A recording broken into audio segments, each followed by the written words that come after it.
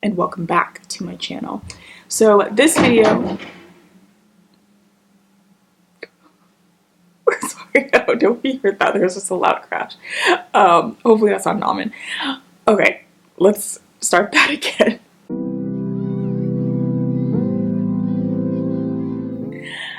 Hello, welcome back to my channel. I am a product designer. My name is Victoria, and thank you for coming back. So this video is going to be a must-watch if you are still young, still in university, and you want to make product design your career, but your school doesn't offer it as a major. So this video is going to be something that I get asked all the time as a product designer and as a woman who works in tech, but it's something that I always kind of try to answer to the best of my abilities, knowing that everyone's situation is different, but I also know that I can't get to everyone. And I feel really bad because I often get lots of questions in my inbox, lots of emails, lots of LinkedIn requests with people saying like, how can I break into tech? I want to become a designer. And if I have the time and the bandwidth, I will definitely, take a Zoom call, take a video call, write an email, but I can't always get to everyone. And that breaks my heart because I don't want to seem like I don't want to put out any helpful information, because that's not the case. And that's partly why I started this channel, is to just get more information and get more people inside the process of what it takes to become a product designer. So I thought I would make a video and maybe a series of videos that go into how to make product design your career if you're coming from a different background, if you're coming from an untraditional background. And so that's what this first video is. How to become a product designer if you are still in school and your major is not product design and your university does not offer product design as a major. This is a question I got recently and I thought, I feel like this could be really relevant to a lot of people. So I thought I'd make a video addressing it. So I'm going to speak to about 4 or 5 points of things that I found really helpful in my undergraduate trajectory that set me up for a degree in product design. So a little bit of background on me. I attended Georgia Tech for my undergrad degree, and as I said before, I studied computational media, which is not product design. It's actually a pretty flexible degree where you can go into a lot of different career fields, but I chose to do UX, and I actually ended up getting a UX design internship before I graduated. So I did do a lot to set myself up for a degree in product design. So I did have some classes based in design, but a lot of that work I had to kind of do on my own and really tried to understand like what it took to become a UX designer, what those classes were what those skills were going to require, and what classes I needed to take to get to that role. And here are some of those things that I did, and I think that this could really be applicable to anyone who is studying in university right now.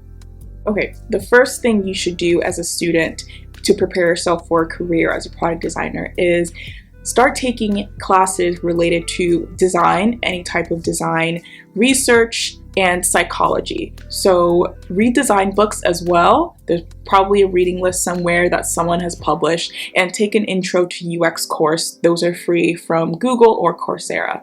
The first reason to take those classes is the fundamentals of product design are rooted in visual design, psychology, and research. Basically, you're going to want to know what looks good to people, why they make the decisions that they do, and how to properly study those people's decisions in a way that is academic and in a way that is valid fundamentally. So the first thing you're going to do is figure out what looks good. Take design classes, take intro to visual design, take industrial design introductory classes as well, if that's something that are interesting to you. I would say your major is less important. I think majoring in something that is related to tech would be helpful. It doesn't have to be computer science. If you don't want it to be, that's okay. It doesn't make you any less of a designer. I would definitely suggest taking at least an introductory coding class so you know the process of software design, because you will be working with designers. But think graphic design, digital design as well. I say research methods because this provided a great foundation for how I approach, designing studies when I want to know if one design is going to be more of a better choice than another. So we often do these things called A/B tests at Spotify, and they are very academic. And even though we have researchers, it's good for designers to run their own studies sometimes when it's something on a smaller scale. Knowing how to run user tests in an academic way is going to be paramount to articulating your design decisions. That's a really big part of the job, is just talking to people and influencing and letting them know like why you chose one design over another. And if you can back that up with research, that's always going to just build your case even more. The next thing I would definitely suggest, and this is going to be really important, is after you've taken those courses, highlight them on your resume. Because you don't have UX design as your major, or you don't have product design as your major, making sure that your company, the company that you want to work for, knows that you've taken these classes and have the knowledge is going to be so important. So just make sure that after you've taken them, in a little section on your resume, highlight and say significant courses so they know that you've taken these and that you are able to do the work. The next thing you want to do is start researching and understanding the different focus areas within the field of product design. You don't need to be fluent in all of them, but just see which ones pique your interest, because that's what you're going to position yourself as a specialist in.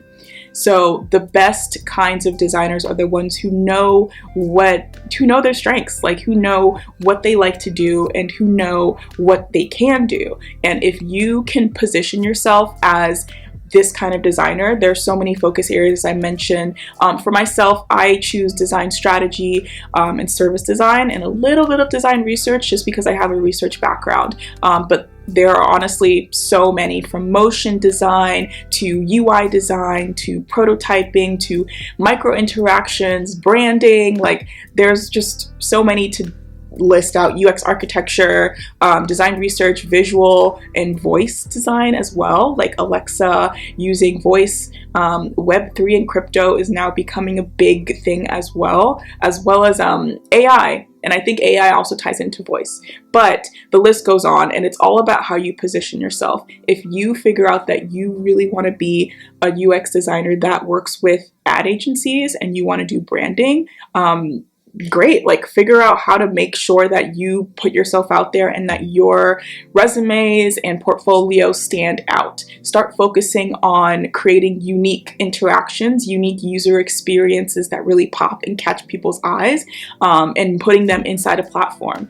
The thing about branding is that you're not always going to be on mobile. Sometimes you're on interactive platforms, billboards, anything that you can interact with, that is your medium. So do that. The goal is to position yourself as an asset to your future industry.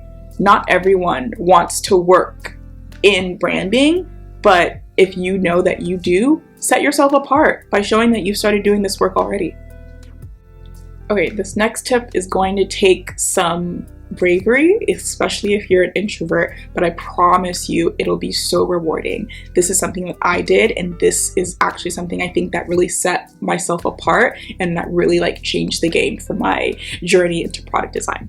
And it's get in touch with professors and postdocs. So they're not professors yet, but they've gotten their graduate degree, maybe their doctorates, in the human computer interaction department / computer science department. If a school has a computer science department, they're more than likely to have an HCI department. And HCI stands for human computer interaction. And it's kind of like the precursor to UX design. They go hand in hand. They're not the same, but put it like this. HCI walked so that UX design could run. They're all tied in the same. And I think it's going to be good to actually research the history of UX design as well, just because I think it's fascinating. I think it's interesting as a tech historian. It's just good to know these things. But postdocs who will have more time. Professors might be very busy, but postdocs are always, or not always, but they're usually looking for an assistant. So do undergraduate research with them, and if you can, offer your services as a UX designer to create the visual components of some of their projects. If they are not looking for something, they probably will know another researcher or another professor who is looking for something. So they might have projects that you can work on, and that will help you build up your design expertise, and you can put that in your portfolio. And oftentimes, low-key, they go to conferences, and those conferences are funded. So if you end up becoming a researcher or a research assistant, you might be able to travel with them to those conferences. You can talk about the work you've done, and you've shown that you can provide those visual assets, you've shown that you can do the design, but oftentimes you are also strengthening your research arm as well. So now you're showing that you are a more well-rounded designer because you can do research and you have something to show for it. And then you can get published in an article, and that just builds up your credibility even more. So if you look on my portfolio, I have publications from my time doing undergraduate research, and I think that that really set me apart as a designer. So the key here is to start building your network. Just become really known on campus as the person who can provide design support to professors, postdocs who are doing work that relate to computer science. And sometimes that work is out in the community, sometimes that work is purely academic, but that's how you really see the full process of UX design. That's how you see the full design process from problem to solution and beyond. So I know that it's going to be hard to approach professors, but they're here to help you. But this is really going to be super important. So find those professors working in the computer science department, in the HCI department, pitch yourself and see if they're looking for assistance. And if they're not, ask if anyone they know is. So that's the next one. And then speaking of the UX design process, get familiar with the UX design process. Everyone has to start somewhere, and once you get really familiar with the process, you can start applying it to projects. So this next step is going to be really important because it's all about how you do it. Document your work in a portfolio. The way that you can do freelance work is, some people will say, oh, just like reach out to your community and like ask if you can redesign their website. Yeah, you can do that, and that I think is something you should do if you're really not. I think that's more if you don't have a college community, if you're not in university and you're maybe making a career switch into UX.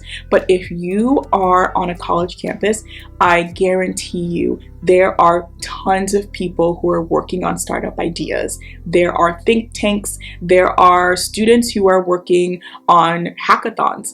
Go to hackathons. Go reach out to the entrepreneurial club at the university. They are going to be looking for designers. They are going to be, I assure you, their work looks really ugly. I know because I was there and I saw it.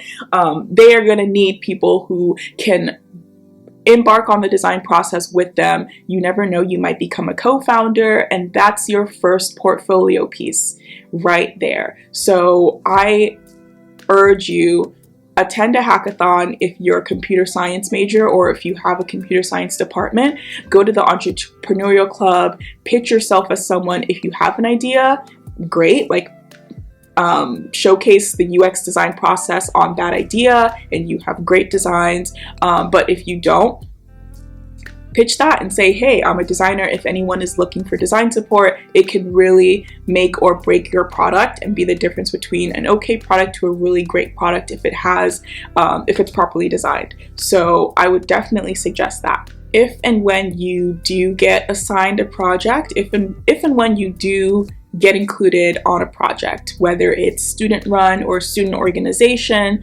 document your process in your portfolio. Take lots of pictures, make sure you know what a good portfolio looks like. Check out portfolios of other designers that you admire, see what they do, see what works well, see what maybe doesn't work, and apply it to your projects. And boom, you have a couple of portfolio pieces under your belt.